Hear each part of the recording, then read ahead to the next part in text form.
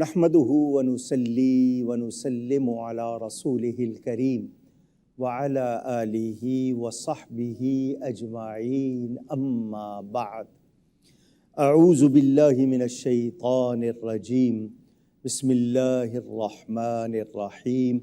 नाज़रीन व सामिईन, अस्सलामु अलैकुम व रहमतुल्लाहि व बरकातुहू। ज़िक्र है हज़रत सैयदना याक़ूब अलैहिस्सलाम और हज़रत सैयदना यूसुफ़ अलैहिस्सलाम का। हज़रत यूसुफ़ अलैहिस्सलाम के पास जिन दो लोगों ने ख्वाब नहीं देखा था मगर अपना ख्वाब बनाकर फरमाया, आपने उनको ताबीर बता दी और उन्होंने कहा कि नहीं जी, क्योंकि जिसको पता लगा कि जी मुझे फांसी दे दी जाएगी वो तो घबराया। उसने कहा हमने तो नहीं देखा था। फरमाया अब जैसा मैंने कहा है वैसा ही होगा। अल्लाह वालों की ज़बान से जो निकलता है वैसा ही हो जाता है।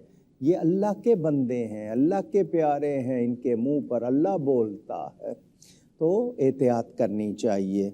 आपने उससे फरमाया जिसको कि तू बादशाह का मसाहिब लगेगा, फरमाया बादशाह से हमारा ज़िक्र करना, यानी उनके सामने हमारी बात करना।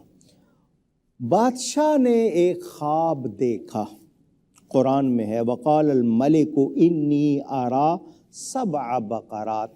बादशाह ने ख्वाब में देखा कि 7 मोटी गायें कि उन्हें 7 दुबली खा रही हैं और 7 बालियाँ यानी सिट्टा जो जिसमें ये आपके यहाँ एग्रीकल्चर में कहते हैं उसको, कि हरी हैं और दूसरी 7 सूखी हैं। तो बादशाह ने दरबारियों से कहा कि मेरे ख्वाब का मुझे जवाब दो, ताबीर बताओ, अगर तुम्हें आती हो। उनमें से कोई भी ना बता सका। अल्लाह ताला का कानून कुदरत, जब किसी चीज़ का इरादा फरमाता है उसके असबाब भी ज़ाहिर होने लगते हैं। ये बादशाह ने, रैयान ने ख्वाब देखा। उसने काहिनों को, नजूमियों को, जानने वालों को कहा, लेकिन कोई जवाब न दे सका। बादशाह की परेशानी देखकर उस कैदी को जिसने ख्वाब सुनाया था यूसुफ अलैहिस्सलाम को और आपने उसकी ताबीर दी थी, उसको याद आ गए यूसुफ अलैहिस्सलाम।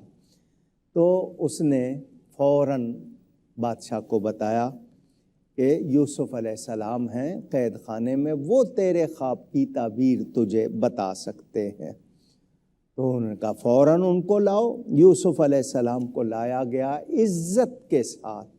हज़रत यूसुफ अलैहिस्सलाम तशरीफ़ लाए, बादशाह को ताबीर बताई और ताबीर के साथ साथ हज़रत यूसुफ अलैहिस्सलाम ने पूरा तरीक़ा बताया। पहले तो आपने इनकार किया था निकलने के लिए कि जी 12 साल मुझे कैद रखा गया है।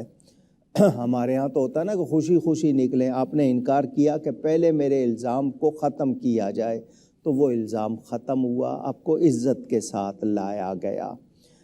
हज़रत यूसुफ अलैहिस्सलाम ने बादशाह को ताबीर बताई और साथ हल बताया कि जी 7 साल खूब बारिशें होंगी, फिर 7 साल कहत होगा, बहुत फसलें होंगी और उसके बाद कैसे उसने आप ही को वज़ीर ख़ज़ाना बना दिया और फिर बाद में आप वज़ीर आज़म हो गए। आपने जब वो 7 साल हरियाली के खूब फसलें हुई, आपने किस तरह गल्ले की हिफाजत करवाई, किस तरह रखा ताकि जो खुश्के के, ड्राउट के, कहत के 7 साल हैं, लोगों को खाने पीने की तकलीफ़ ना हो। ये बादशाह की ज़िम्मेदारी, उसके लिए रियाया उसका जैसा कुंबा, उनको भूखा नहीं रखना, उन पर मुसीबत ना आए, उनके लिए आसानी हो, ये बादशाह के ज़िम्मे होता है। मगर दुनिया का हाल उल्टा हो गया कि हमें बादशाहों को खिलाना पड़ गया, वो हमारा खाना रोक लें, हम उनका ना रोकें। हज़रत यूसुफ अलैहिस्सलाम को वाली बना दिया गया। आपने निज़ाम अदल कायम किया, जस्टिस, निज़ाम अदल ऐसा कि किसी का हक़ ना मारा जाए और जिसका हक़ है उसको मिल के रहे, कोई किसी पर जुल्म ना कर सके। हज़रत यूसुफ अलैहिस्सलाम उस तख्त पर आ गए, कहाँ से गुज़रे और कहाँ आ गए। بادشاہ نے پہلے وزیر اعظم عزیز مصر جس کا نام قطفیر تھا اس کو معزول کر دیا، پھر اس کا انتقال ہو گیا۔ اس کی زوجہ زلیخا جس نے آپ کو اپنی طرف مائل کرنے کی کوشش کی تھی، وہ اس نے بھی معافی چاہ لی، اور بادشاہ کے کہا جاتا ہے بادشاہ نے اس عورت کا نکاح کروا دیا، یا بعد میں یعقوب علیہ السلام نے زلیخا کا نکاح حضرت یوسف علیہ السلام سے کروا دیا تھا۔ بھائی بھی آئے کیونکہ پورا ملک تھا، تو سب حضرت یوسف علیہ السلام کے پاس غلہ لینے آتے تھے۔ غلہ لینے بھائی جب تیسری دفعہ آئے تو حضرت یوسف علیہ السلام نے ان پر اپنا آپ ظاہر کر دیا کہ میں تمہارا وہی بھائی ہوں جس کو کنویں میں پھینک گئے تھے۔ بھائیوں کو احساس ہوا کہ دیکھیں وہی بھائی تھے، اب ان دیکھ رہے ہیں اپنے اس بھائی کی شان۔ اللہ جس کو چاہے، جتنا چاہے، جیسا چاہے رتبہ عطا فرما دے عزت کے ساتھ۔ جو دوسروں کا چھین کے لیتے ہیں وہ بات نہیں ہے، عزت کے ساتھ اللہ تعالیٰ جس کو عطا فرمائے۔ بھائیوں سے پوچھا اپنے ابا جان کا کیا حال ہے؟ انہوں نے کہا غم کی وجہ سے ان کی آنکھیں سفید ہو گئی ہیں۔ تو حضرت یوسف علیہ السلام نے یہ نہیں فرمایا میں بادشاہ ہوں، یہاں لاؤ ان کا علاج کرائیں گے شاہی طریقے سے، نہیں، اپنا قمیص دیا۔ قرآن میں ہے اذهبوا بقمیصی ھذا فالقوہ علی وجہ ابیات بصیرا، میرا یہ قمیص لے جاؤ میرے بابا جان کے چہرے پہ ڈال دینا، ان کی آنکھیں روشن ہو جائیں گی۔ ادھر حضرت یعقوب علیہ السلام فرماتے ہیں انی لاجد ریح یوسف، مجھے یوسف کی خوشبو آ رہی ہے۔ یہ نبیوں کی شان، ان کی قوت شامہ، ان کی قوتیں جو رب نے ان کو دی ہیں، کیا شان۔ اس طرح پھر بعد میں سارے بھائی 10 کے 10 بھائی آئے۔ آپ نے بنیامین کو اپنے پاس، سگا بھائی تھا ایک ہی ماں سے، باپ کی طرف سے تو سارے سگے تھے، یہ ماں کی طرف سے بھی اس کو اپنے پاس روک لیا۔ کذالک کدنا لیوسف، اللہ نے طریقہ بتایا۔ اور حضرت یعقوب نے بیٹوں سے کہا کہ شہر میں داخل ہوگے تو تم 10 کے 10 جوان ہو، ایک دروازے سے داخل نہ ہونا۔ یہاں بتایا کہ اکٹھے جاؤ گے نظر لگ جائے گی، الگ الگ دروازے سے جانا۔ حضرت یوسف علیہ السلام کے پاس آئے، پھر حضرت یعقوب علیہ السلام بھی، اور سارے آئے، اور وہ جو خواب دیکھا تھا حضرت یوسف علیہ السلام نے کم سنی میں کہ مجھے 11 ستارے اور چاند سورج سجدہ کر رہے ہیں، وہ خواب بھی پورا ہوا۔ یہ اللہ تعالیٰ کی طرف سے سیدنا یوسف علیہ السلام کی شان ظاہر ہوئی، جو اللہ تعالیٰ کے نبی ہیں۔ یہ حضرت یوسف علیہ السلام کے بھائیوں نے بھی توبہ کی۔ وہ کیا ہے قرآن میں؟ قالوا تاللہ لقد آثرک اللہ علینا وإن كنا لخاطئین قال لا تثریب علیکم اليوم یغفر اللہ لکم وہو ارحم الراحمین۔ یوسف علیہ السلام کے بھائیوں نے کہا اور بے شک اللہ نے ہم پر آپ کو فضیلت دی، اور بے شک ہم خطاوار تھے۔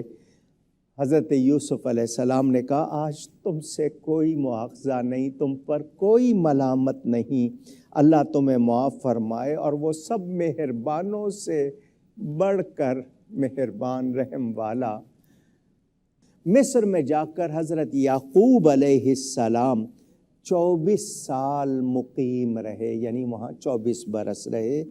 پھر آپ کی وفات کا وقت قریب آ گیا تو آپ نے اپنے بیٹوں کو وصیت فرمائی کہ مجھے ملک شام میں میرے بابا حضرت اسحاق علیہ السلام کے پہلو میں دفن کرنا۔ تو حضرت یوسف علیہ السلام خود ان کا جسد مبارک لے کر وہاں گئے۔ آج بھی آپ بیت المقدس کے علاقے میں آرام فرما ہیں، کیونکہ وہ اس وقت ملک شام کا حصہ تھا۔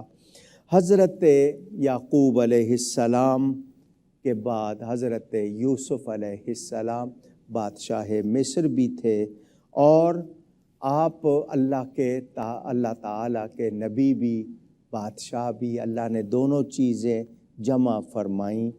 آپ کے اولاد میں جو 2 بیٹے بتائے جاتے ہیں اور آپ کی بیٹی کا بھی ذکر کیا جاتا ہے۔ حضرت یوسف علیہ السلام کی یہ اولاد اس واقعے کو، قصے کو، یعنی یوسف علیہ السلام کے قصے کو قرآن نے بہترین قصہ فرمایا ہے۔ اسے آپ پڑھیں تو اس میں سے کتنے سبق ملتے ہیں۔ میں نے کچھ باتیں آپ کو پہنچائیں۔ بدگمانی نہیں کرنی چاہیے، غلط الزام نہیں لگانا چاہیے، حسد نہیں کرنا چاہیے اور تہمتوں سے بچنا چاہیے، اور ہم کو ایک دوسرے کے ساتھ بھلائی کرنی چاہیے۔ خطا ہو جائے تو معافی چاہنی چاہیے، اور معافی چاہی جائے تو معاف کر دینا چاہیے۔ گفتگو میں مجھ سے کہیں کوئی غلطی ہوئی ہو، اللہ تعالیٰ اس کے رسول صلی اللہ علیہ وآلہ وسلم کی بارگاہ میں توبہ کرتا ہوں۔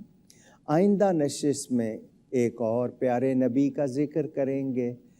والسلام علیکم ورحمۃ اللہ وبرکاتہ۔